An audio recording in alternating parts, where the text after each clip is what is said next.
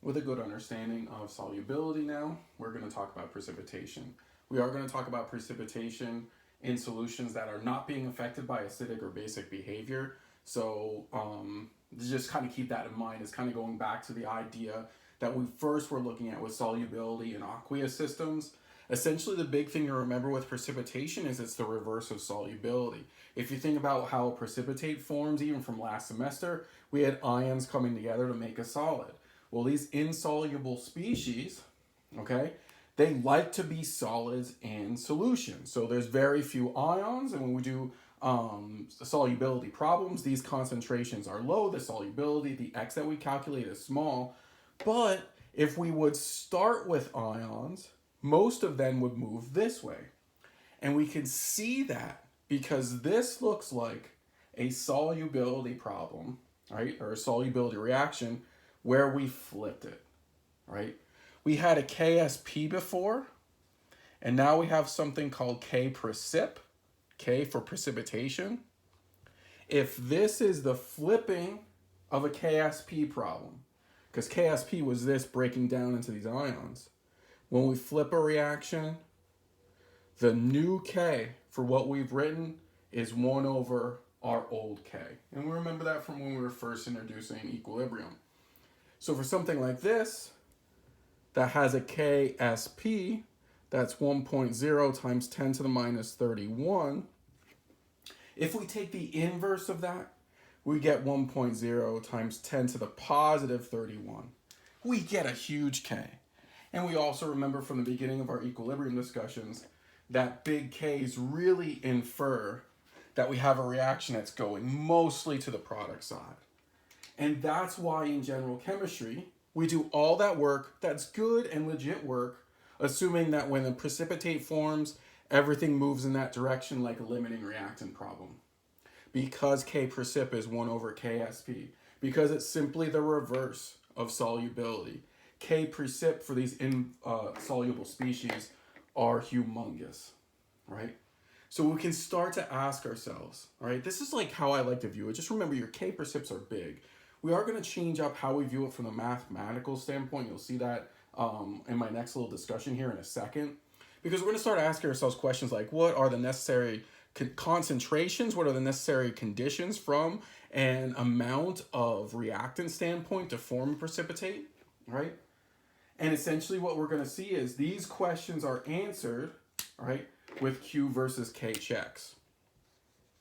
Now we're going to do one thing to actually sort of talk about this in the way that your book and the way that your Chem 101 will talk about it, okay?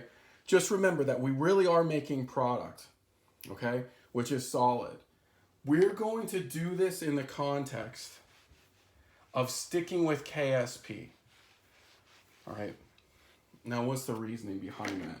We're going to do this because it really doesn't matter which way we write the reaction in terms of what the reactant or what the product is, because we have the ability to go in the reverse direction. So most books don't like to make a K precip by flipping your KSP. Most books, including, like I said, Chem 101 and your OpenStax book, like to keep this reaction as is, okay? And say, well, wait a second. What if we start with some amounts of these? We can do a Q versus K KSP because it's written as a KSP. And we can decide, all right, based off our Q, are we going to be moving this way, right? And if we move this way, we make solid. Or are we going to be moving in this direction? And if we're moving in this direction, we're kind of in a position where we're not going to be making any more solid. So even though I find it a little bit confusing and I don't like it, because you're going to be reading about it this way, and because you're going to be getting, and because you're going to be getting feedback from Chem 101 using KSP instead of K precip, I am going to sort of do this math and present these example solutions with this context, all right? But that's it. So the idea here is we're looking at a KSP, but we're trying to move it in this direction. So instead of flipping the reaction, we're just going to focus in on, nope, let's just keep it the same. Let's use KSP, but let's see when we move towards that solid side. And we know that what dictates which way we move for an equilibrium is a Q versus K check. So here's our ground rules then, right? We know that when Q is less than K, just a quick little review, when Q is less than K, the product side gets the plus X's. So in the case of this, where we're going to be starting with just stuff here, if the product side rises up or if the product side gets more of the actual sort of movement of the equilibrium, we're staying on the product side. If we start with just ions, then that means we stay on that side, all right? There's no precipitate that forms, okay? Remember, the idea here is that we just put ions in solution. The solid doesn't have any effect on anything, and maybe the solid's not even there. So if the product side is what's favored with your Q versus K, no precip is going to form. If we have a Q greater than K, though, then what that means in the context of this motion is that we have enough ions to make your solid, right? The reactant side gets your plus X. Now, in the context of solubility, do we really write plus X over here? No, because this is a solid. But the same idea applies. Why I'm trying to remind you of this is because we know that the reaction then, if Q is greater than K, is going to move towards the solid side. So when this is the case, we get our precipitate to form. And this is all you're going to be doing, right? You're going to be deciding with a Q versus K, hey, are things stuck on the product side? And if we're stuck on the product side, we're not going to be moving anywhere towards this solid, no precipitate forms. If Q is greater than K, and we would be moving in that direction, what's on that side? A solid. And you'll see a precipitate form in that instance. Okay? So it's all about Q versus K. Before we get to doing some numerical examples, there is still Q equals K. When Q equals K, remember we're at equilibrium. But for the purposes of this solubility problem and the analysis of Q versus K in the context of this reaction that we're talking about, right? And trying to move in this direction. When Q equals K, we say that the solution is saturated, all right?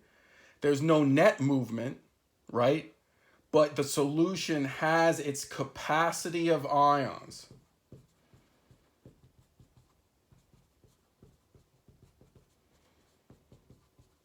That's what saturated means. The solution can hold no more ions.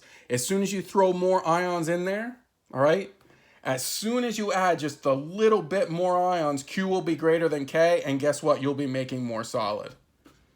So when Q equals K, that's the last amount of ions. That's the minimum amount of ions, right? Sorry, the maximum amount. That's the maximum amount of ions that can be in that solution before any solid forms. And like I said, we call those situations saturated solutions. So I really liked flipping it, but again, I'm not going to do it this way. I'm going to do it the way your book and Chem 101 are going to show. So really just make sure you understand it's all about moving in this direction and a Q versus K analysis with KSP, right? We're still using KSP. We're not using K precip because we're keeping this form. It's a Q versus K analysis with KSP that decides whether we're going to make solid or not. So here are the types of examples you're going to see. And again, we're not complicating things with acidic or basic solutions. All right, so let's look at this setup. And let's ask ourselves, okay, so we have a solution that doesn't have solid in the start. And it's a solution that has 1.0 molar SrNO3 and 1.0 molar K3PO4. And then what the question is going to ask is, will it precipitate form? Okay? So whenever you're trying to determine whether solid's going to be in a beaker, when you start with, all right, species that could come together to form an insoluble solid, you do a Q versus K every single time. Q versus K. Okay? So what we're going to say here is that we know what KSP is. We've looked at this a lot. The KSP for this is 1 times 10 to the minus 31. All right? What's Q for this reaction? Well, we're given 2 salts here. So we have to find the important parts.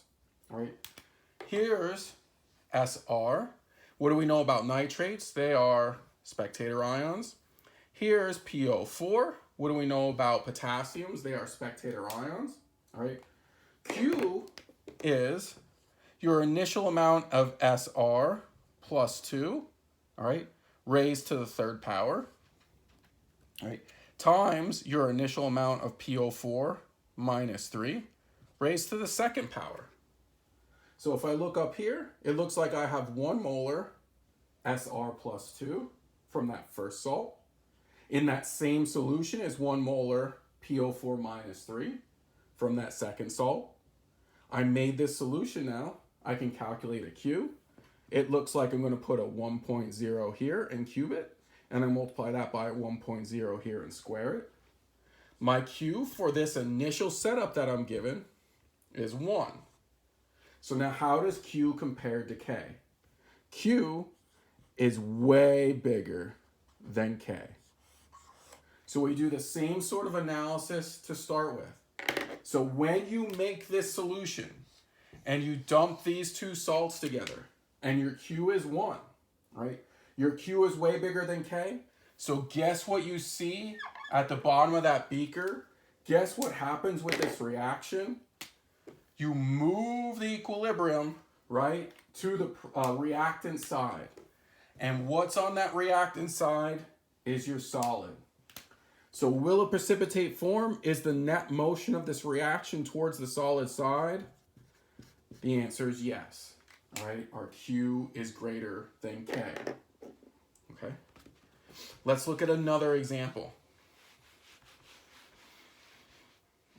It's all about Q versus K for this. All right, so I'm going to give you another equilibrium and another KSP. So we're going to have Hg, mercury 2, Cl2, which is a solid, all right, which has a KSP, so we know we're going to break it down into an Hg plus 2 aqueous and 2Cl minus aqueous, right? This reaction has a KSP that's equal to, it looks like, 1.4 times 10 to the minus 18. Sorry about that. 1.4 times 10 to the minus 18. So now I'm going to give you some initial conditions. All right. What we have is we construct this solution. All right. And the solution has 1.0 times 10 to the minus 8 molar Hg NO32 inside it. And the solution also has 1.0 times 10 to the minus 10 molar KCl inside of it. Okay?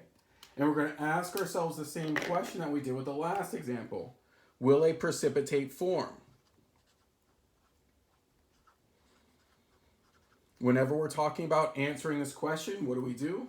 We do Q versus K. So here's our K. So what we're going to need is a Q. So we look at this expression here. I would calculate Q by figuring out my initial concentration of mercury and raising it to the 1st power, and then also figuring out my initial concentration of Cl2 and squaring it. I'm then going to compare Q and K and see if I'm moving towards the solid side or not. And if I'm not moving towards the solid side, then no precipitate will form. That's the idea. So if I look at these salts that I'm given, here's my mercury. What do I know about nitrates? Spectator ions. Here's my Cl. Are they spectator ions? In this case, no. They're involved in this reaction. But is potassium a spectator ion? Sure it is. Right? So this now gives me the information I need to get these initial values. So Q in this case is going to be equal to 1.0 times 10 to the minus 8 That's my mercury number. My Cl number is 1.0 times 10 to the minus 10. That gets squared. My Q in this case, when I do the math, looks like 1.0 times 10 to the minus 28th. Q is very, very small. In fact, my Q is less than K. So in this instance, which way is the reaction going to progress? Well, if Q is less than K, we would normally say, hey, this side is where equilibrium is going to go to. Look at where these arrows are going. Am I going to be able to make more solid? No. So will it precipitate form? No. So it starts off with no solid present, so don't let these arrows mislead you. The idea here is as soon as you recognize that Q is less than K, and you know you're not moving to this side, the way you answer the question is, am I going to actually make that solid? Will it precipitate form? Q versus K tells me, nope. In this instance, 1.0 times 10 to the minus 28 is way less than 1.4 times 10 to the minus 18th. So I would be moving this direction if there was any solid there, so I'm definitely not going to make any solid. No precipitate forms. Okay. So hopefully you kind of get that idea. I want to do one more example because there is another way that these questions are asked, and that's where we have to kind of think about a saturated solution to answer these questions. So, what concentration of Ba plus 2 is needed in a solution containing 1.5 times 10 to the minus 3 molar K2SO4 to form BaSO4 solid? What concentration of Ba plus 2 is needed in a solution containing 1.5 times 10 to the minus 3 molar K2SO4 to form BaSO4 solid? Okay. BaSO4, either looking on a table or given in a problem, has a KSP that is equal to 1.1 times 10 to the minus 10th. So I have one initial concentration. I'm still asked about a precipitate. So guess what we do? Just like the last two problems, whenever you're asked about a precipitate forming, you do a Q versus K check, right? So you know that BaSO4 and the reaction that you're analyzing, I'm even writing the state here, BaSO4 solid is breaking into Ba plus 2, if this was a KSP, plus SO4 minus 2. This problem's the reverse. We're starting with a certain amount of SO4 minus 2, and we want to know how many Ba plus 2s we have to add to get it to move in this direction, to actually make this form. Okay? So our Q is our Ba plus 2 initial concentration that would start the process of forming this solid times our concentration of SO4 minus 2. And the stoichiometry is nice here, our initial concentration of SO4 minus 2. All right? One of these we know already. We have our initial SO4 minus 2 value. And so that number can go right there. But it looks like we have two unknowns when we stop our analysis there. It looks like this is 1.5 times 10 to the minus 3. Well, wait a second, I don't have this. I'm actually trying to solve this. So how in the world do I answer this problem? The first thing you need to do for a solid to form is to saturate the solution. So what you do to answer a question like this is you follow all the logic we've followed already, which fits into everything that we've done so far. And then you say Q is equal to K. And then you answer the question, right? And any value above the value of Ba plus 2 that you solve for is going to make Q greater than K and thus the solid will form. Okay, so here's how it looks mathematically. We set Q equals to K to saturate the solution. So we say there's 1.1 times 10 to the minus 10. That's my Q. My Ba plus 2, concentration that I need to saturate the solution, is what I'll solve for. This is still 1.5 times 10 to the minus 3. What I get for my Ba plus 2 solution, my Ba plus 2 concentration, I just solved this for it. Simple equation. I get 7.3 repeating. All right, times 10 to the minus 8th molar, right? So then how do you answer this question? This is what makes Q equal K. What do you need for a precipitate to form? Q to be greater than K. So our answer is anything above this. As soon as you reach a bigger number, right, then this value that we calculated, this side of the reaction will be bigger than this side of the equation. This side of the equation will be bigger than this side of the equation. And the solid will form because you're moving to the solid side of our reaction. Okay? So you could say like 1 molar here and then Q is definitely bigger than K, but that's not precise enough. And the way the problems in your book are going to ask it and the way the problems at Chem 101 are going to ask it, what's like the minimum concentration of Ba plus 2 you would need to make this happen? Anything above this very small number. Okay? So remember, precipitations are about moving to the solid side, whether we flip the reaction or not, to do the math because it's going to match up with the feedback that you're getting in Chem 101 and in your book. We're going to keep things as a KSP, and what we're going to be trying to do is analyze problems so that we're moving to the solid side. And if ever we do an analysis and we decide that we're definitely going to be making more solid, then we say that the precipitate forms. It's the reverse of solubility because the solid's not there to start, and we're trying to figure out if it's going to form through the process, okay? And if we ever analyze it and it's moving in that direction, yep, the precipitate forms, okay? Just always remember, precipitation is the reverse of solubility. We're trying to make it move in that direction. We're figuring out the small values of ions we need to get us to go towards the left-hand side of our reactions, right?